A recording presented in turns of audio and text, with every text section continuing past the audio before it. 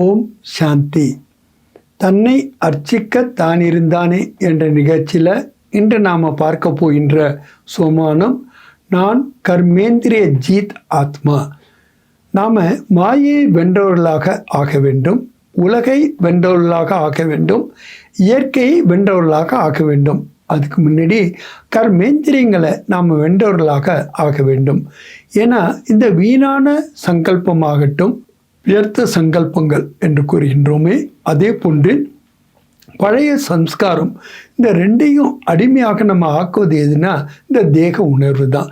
இந்த தேக உணர்வு ஏன் வருகிறது என்றால், இந்த இந்திரியங்கள் மூலமாகத்தான் நாம் செயல்களை ஆற்றுகின்றோம்.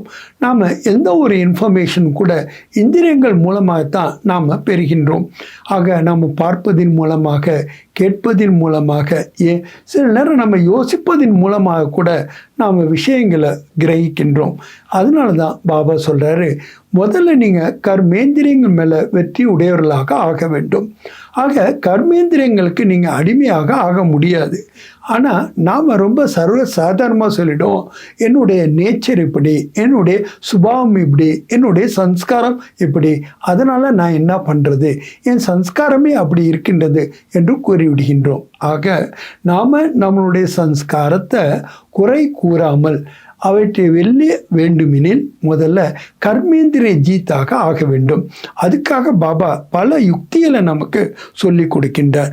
ஏன்னா நீங்கள் அதிகாரி குழந்தைகள், ஒருபொழுதும் நீங்கள் அதீனாக இருக்க முடியாது, அடிமையாக இருக்க முடியாது. அதனால் நான் கர்மேந்திரியங்களுக்கு அதிகாரியான ஆத்மா என்று நினைக்க வேண்டும். ஏன்னா பாபா சொல்கிறாங்க, சுய மாற்றத்தின் மூலமாகத்தான் சூழ்நிலையினுடைய மாற்றமும் வருகின்றது, உலக மாற்றமும் வருகின்றது. ஆக என்ன நான் மாற்றிக்கொள்ள வேண்டும் என்றால், என்னுடைய ஆட்டிடியூட், என்னுடைய பர்செப்ஷன், என்னுடைய பர்ஸ்பெக்டிவ்ஸ் எல்லாத்தையுமே நான் மாற்றிக்கொள்ள வேண்டும் என்றால் முதல்ல என்னுடைய கர்மேந்திரியங்கள் மேலே நான் வெற்றி அடைபவனாக இருக்க வேண்டும். நான் என்ன சொல்கிறேனோ அதுதான் என்னுடைய இந்திரியங்கள் கேட்க வேண்டுமே தவிர, இந்திரியங்கள் எனக்கு சொல்கிற மாதிரியோ அது சொல்கிறத நான் கேட்குற மாதிரியோ இருக்கக்கூடாது. ஆக நான் உன்னை பார்க்கக்கூடாது என்று முடிவெடுத்து விட்டால் அது என் கண்களுக்கு புலப்படக்கூடாது. நான் உன்னை கேட்கக்கூடாது என்று நினைத்து விட்டால் அந்த கேட்பது எதுவும் என்னை பாதிப்பதாக இருக்கக்கூடாது. இப்படிப்பட்ட விடுபட்ட நிலை, சாட்சி நிலையைத்தான் பாபா கர்மேந்திரிய ஜீத் என்று கூறுகின்றார். பிரம்மா பாபாவுடைய லைஃப் ஹிஸ்டரியில் கூட அவர் ஒவ்வொரு கர்மேந்திரியங்களுக்கும் கூட இரவு படுக்கிறதுக்கு முன்னாடி தன்னுடைய சபையை கூட்டி அவர் அதை கேள்வியெல்லாம் கேட்டார். அதே மாதிரி தான் நாம் கூட ஒவ்வொரு இந்திரியங்களையும் நாம் கட்டுப்பாட்டில் வைக்க வேண்டும் என்றால், அதை நாம் வழி நடத்துபவர்களாக இருக்க வேண்டும் என்றால், அதற்காக நாம் இந்த சபையை கூட்ட வேண்டியது மிக அவசியமாக இருக்கின்றது.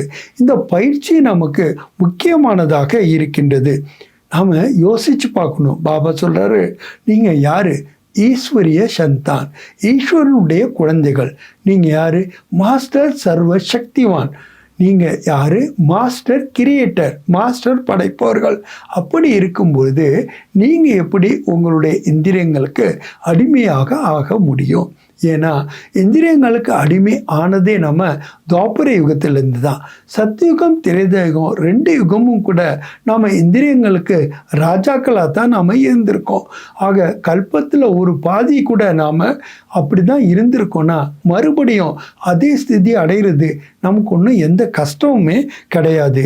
அதனால தான் பாபா சொல்கிறாங்க, நீங்கள் எந்த ஒரு பிரச்சனையும் நீங்கள் வெற்றி பெற வேண்டுமென்றால், அதனுடைய ரூப் ரேகாவை நீங்கள் மாற்ற வேண்டுமென்றால், நீங்கள் எப்பொழுதுமே பர சிந்தன் செய்பவர்களாக இருக்கக்கூடாது. ஆக பர் என்பதை நாம் விட்டுடணும். அது பர சிந்தனை இருக்கலாம், அல்லது மற்றபடி பர அதிகாரியாக இருக்கலாம், அல்லது பர தர்ஷன் செய்யக்கூடியவர்களாக இருக்கலாம். அது எதுவுமே இல்லாமல் பாபா சொல்கிறாங்க, அந்த பர இன்னொரு வேர்டில் யூஸ் பண்ணுங்க, பரோபகாரி அப்படின்னு ஆயிடுங்கன்றார். ஆக அபகாரிகள் மேலே கூட உபகாரம் செய்பவர்களாக நீங்கள் ஆகும்பொழுது தான் நீங்கள் கர்மேந்திரிய ஜீத்தாக ஆக முடியும்.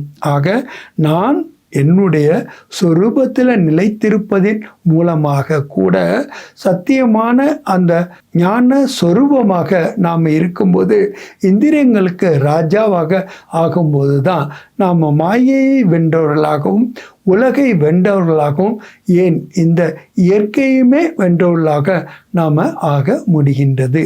நல்லது. ஓம் சாந்தி.